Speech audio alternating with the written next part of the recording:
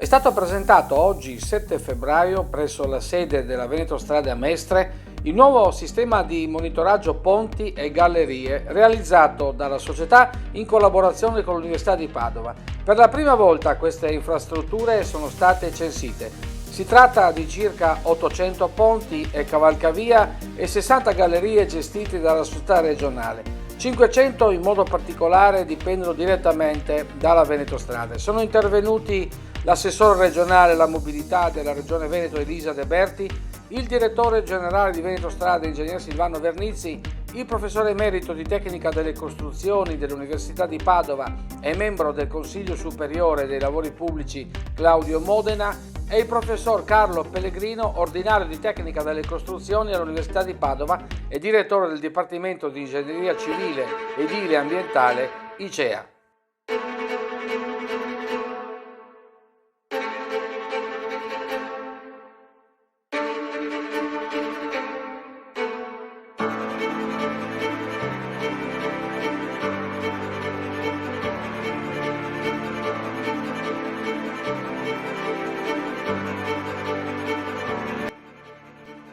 Definite da Veneto Strade in corso di esecuzione sono il censimento e l'ispezione visiva dei ponti,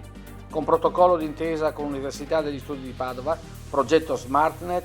valutazione del livello di sicurezza da NTC 2018 e sperimentazione sistemi di monitoraggio H24.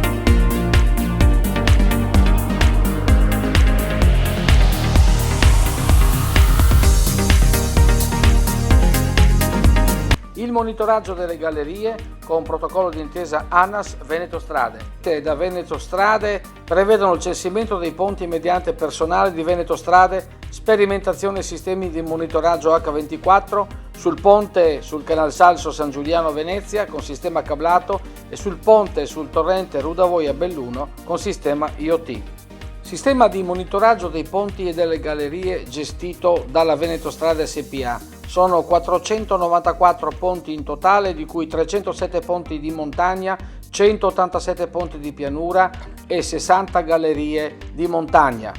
Io attualmente sono direttore, il Dipartimento lavora già da tanti anni su questa tematica generale della gestione del patrimonio esistente, infrastrutturale in particolare, sui ponti in particolare ancora, nel senso che, come si diceva prima, c'è una problematica da gestire a livello regionale ma anche nazionale e anche forse al di là dei confini nazionali di un patrimonio che via via è stato costruito moltissimi anni fa, in molti casi, e che nel tempo chiaramente si degrada e quindi va gestito correttamente. È un problema che è estremamente importante perché la viabilità nazionale purtroppo è una viabilità che ha una datata, insomma. Noi abbiamo in gestione 307 ponti in montagna e 187 ponti in pianura. Questi sono i ponti che hanno, che noi prendiamo in considerazione, sono i ponti che hanno una luce superiore ai 6 metri, perché quelli inferiori ai 6 metri andremo a numeri enormi, ma poi sono ponti anche poco significativi e che difficilmente possono dare risultati micidiali come il ponte volante. Abbiamo dei parametri, cioè dei parametri limite di allarme, qualora ci siano deformazioni superiori a quelle prefissate ovviamente, e poi la raccolta complessiva dei dati. Volevo ringraziare l'Università di Padova, perché comunque questo progetto, avere come partner l'Università di Padova, credo che dia anche una credibilità e importanza sul significato anche di questo progetto e assolutamente il professor Modena per collaborare con Veneto Strade. Diciamo che fino ad oggi Veneto Strade si è dimostrato un braccio operativo della Regione Veneto efficiente ed affidabile. L'ha detto prima l'ingegner Vernizzi, però ci tengo veramente a sottolinearlo, perché dopo il ponte Morandi sono tutti bravi a parlare di ponti, sono tutti bravi a parlare di sicurezza, sono tutti bravi a dire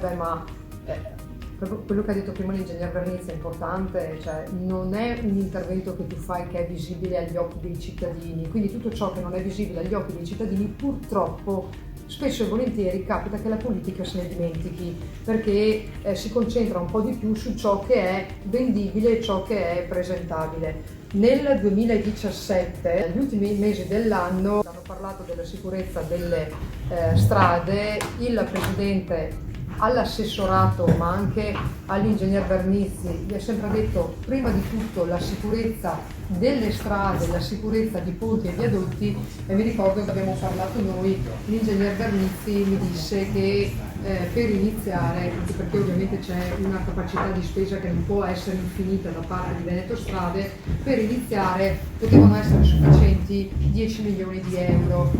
Io ho un po' fatto, perché ho imparato bene dall'ingegner Vernizzi a giocare con i numeri, mi sono fatta dare dal bilancio 15 milioni di euro, perché ho detto se per iniziare vanno bene 10, facciamo un passetto in più, e abbiamo stanziato nel 2018, nel 2019 e nel 2020 5 milioni all'anno con la finanziaria approvata nel dicembre 2017 che valeva per il 2018. Ponte Morandi è stato il 14 agosto del 2018, quindi in tempi assolutamente non sospetti. Questa sensibilità, grazie, ripeto, all'efficienza e agli input dall'efficienza delle autostrade e anche alla scelta politica della Regione di pensare alla manutenzione e alla sicurezza del patrimonio esistente, credo che sia assolutamente importante.